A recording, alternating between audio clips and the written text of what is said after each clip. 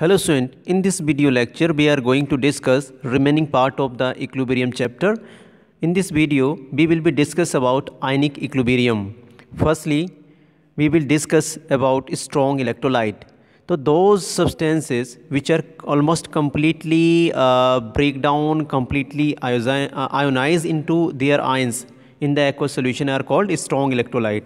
Okay, तो suppose हमारे पास एक कंटेनर है और इस कंटेनर में हमने क्या रखा, एक्वस वाटर, और वाटर में हमने यहाँ से HCl को डाला स्टूडेंट।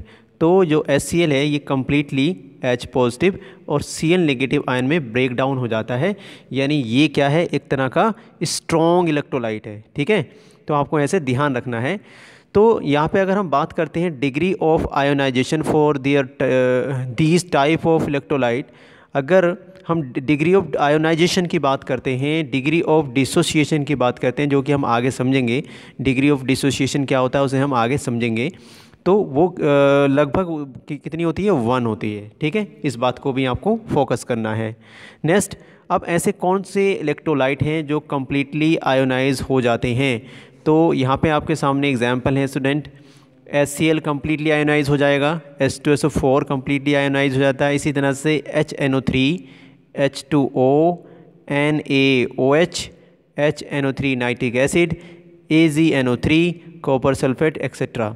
अच्छा, अब क्वेश्चन ये भी पूछता है कि ये एसिड होते हैं या बेसिस होते हैं या सोल्ट होते हैं? तो एक क्वेश्चन आपको यहाँ से मिल जाएगा स्टूडेंट।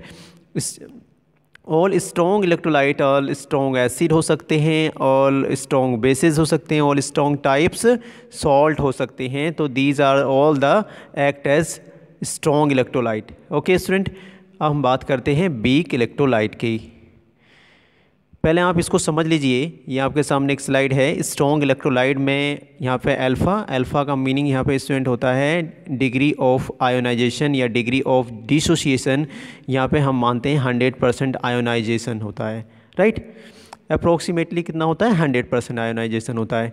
स्ट्रॉन्ग इलेक्ट्रोलाइट जनरली यहाँ पे हमने और शो कर रखा है, जनरली यहाँ पे HClO4 है, HI है, HBr है, HCl है, और स्टूडेंट यहाँ पे H2SO4, HNO3। स्ट्रॉन्ग बेसिस की बात, ये सब के सब क्या थे, स्ट्रॉन्ग एसिड हो गए, है ना। अगर स्ट्रॉन्ग बेसिस की बात करते हैं तो आपके सामने यहाँ पर NaOH स्ट्रॉन्ग बेस में आएगा, KOH स्ट्रॉन्ग बेस में आएगा, RbOH एंड सीजियम का हाइड्रोक्साइड एंड BaOH का होल्टवाइज, बेरियम हाइड्रोक्साइड भी किसमें हम कंसीडर करते हैं, स्ट्रॉन्ग बेस में करते हैं। तो ये स्ट्रॉन्ग एसिड और स्ट्रॉन्ग बेस के कुछ एग्जाम्पल हमने समझ लिए हैं। आगे बढ़ते हैं। अब बात करते हैं स्टूडेंट वीक इलेक्ट्रोलाइट्स। दो substances get never completely dissociate in the aqueous solution.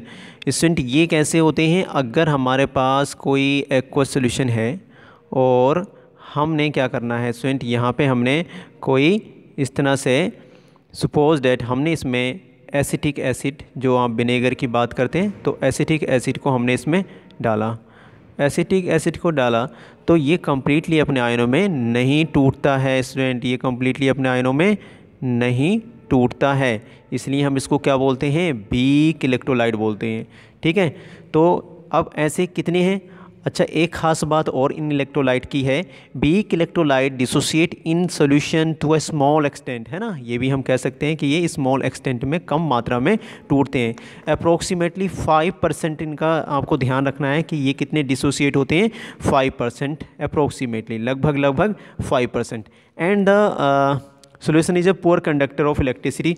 इनका जो सोल्यूशन होता है ना, वो भी इलेक्ट्रिसिटी का अच्छा कंडक्टर नहीं होता है। वो कैसा होता है, पुअर कंडक्टर होता है। ठीक है, एग्जाम्पल हमारे पास है वाटर H2O, CH3COOH। आप सोचते हैं जो वाटर है ये कंडक्टर है हीट इलेक्ट्रिसिटी का, तो ऐसा नहीं है। ये जो वाटर होता है ये कैसा वाटर होता है ना, डिस्टिल, तो है ना, क्योंकि इसमें आयन नहीं होते हैं, इस बात को भी आपको ध्यान रखना है। एसिटिक एसिड हो गया, ये ammonium hydroxide NH4OH and HCN, है ना, और ये HCOOH होता है फॉर्मिक एसिड, जो कि चींटियों में होता है, रेड एंट में भी ये मिलता है, SCOOH, राइट। नेक्स्ट एग्जांपल और लिक्विड सल्फर डाइऑक्साइड, है ना, ये सल्फर डाइऑक्साइड लिक्विड फॉर्म में है, तो ये भी वैसे ही एक्ट करेगी। All weak acid and bases act as the weak electrolyte, है ना, जितने भी हैं। अब यहाँ पे आप बात करते हैं स्टूडेंट अल्फ़ा की बात करते हैं तो लेस देन 1 होनी चाहिए, ठीक है, 1 से कम होगी। तो ये हमने बात कर ली। आगे हम समझते हैं, ये आपके सामने एक स्लाइड और है, वीक इलेक्ट्रोलाइट हमने यहाँ पे दिखा रखा है। हियर अल्फ़ा देखेंगे कितनी कम है, 10%, और अल्फ़ा इज़ 0.1 हम मानते हैं यहाँ पर। जनरली वैलिडिफ के equilibrium is 10⁻⁻⁴, electrolyte not 100% dissociate, है ना, इसलिए हम इसकी वैल्यू जो होती है इतना एक पैरामीटर मान लेते हैं कि इतनी होती है, राइट। वीक एसिड, अब इस बात को भी आपको ध्यान रखना है कि वीक एसिड जो है वो कौन से हैं, तो ये बात आप बिल्कुल फोकस करेंगे कि वीक एसिड में CH3COH एंड HCN क्या होते हैं, वीक एसिड। अगर आपसे पूछता है वीक बेस इसमें कौन सा होगा, तो स्टूडेंट वीक बेस की अगर हम बात करते हैं तो वीक बेस ये आपके सामने रहा, ठीक है, ये क्या है, वीक बेस की एग्जांपल हो गए। तो इन चीज़ों को आपको ध्यान रखना है।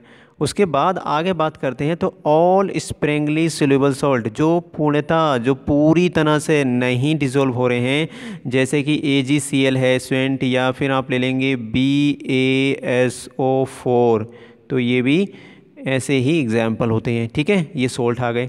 तो ये एग्जाम्पल हैं, ये आपको याद रखना है, आगे चैप्टर और अच्छे से आपको समझ में आएगा। आगे बढ़ते हैं। अब बात करते हैं स्टूडेंट डिग्री ऑफ डिसोसिएशन क्या होता है, इस बात को हम अच्छे से समझेंगे। इसको रिप्रेजेंट करते हैं किससे, अल्फ़ा से। इसको हम रिप्रेजेंट करते हैं नंबर ऑफ मोल्स डिसोसिएटेड, कोई सब्सटेंस है उसके कितने मोल टूटे, number of initial mole taken, शुरू में कितने मोल, इन दोनों का रेशियो क्या कहलाता है यहाँ पर, डिग्री ऑफ डिसोसिएशन। अगर हम स्ट्रॉन्ग इलेक्ट्रोलाइट की बात कर रहे थे तो यहाँ पे क्या होता है, मान लो ये 100% डिसोसिएट हो गया, नंबर ऑफ मोल 100%, और ये भी इनिशियली भी इतने थे, अगर इसको काटेंगे तो है ना 100% आ जाता है इसका आंसर, रेशियो अगर चेक करते हैं। लेकिन वीक इलेक्ट्रोलाइट में ऐसा नहीं होता है। तो अगर हम इसको समझते हैं इस तरह से, तो यहाँ पर हमने लिखा है कि when an electrolyte is dissolve in solvent like water it spontaneously dissociate into ions, है ना, आसानी से ये क्या होता है, आयन में टूटता है। It may be dissociate partially, या फिर ये पूरी तरह से नहीं, तो अल्फ़ा कम हो जाएगा, ये वीक इलेक्ट्रोलाइट में आ जाएगा। समटाइम कम्प्लीटली होता है तो अल्फ़ा 1 आ जाता है। जैसे NaCl ले लिया तो यहाँ पे क्या आ रहा है, Na positive Cl negative aqueous, है ना, स्ट्रॉन्ग में आ गया, वीक में ये आपको दिखाई दे रहा है। तो डिग्री ऑफ डिसोसिएशन और ionization of an electrolyte is the fraction of 1 mole of the, है ना, क्या है ये, एक तरह का फ्रैक्शन है, 1 mole of the electrolyte that has dissociated under the given condition, है ना, जो कंडीशन हमने दी हैं जैसे हम उसको डिसोल्व कर रहे हैं।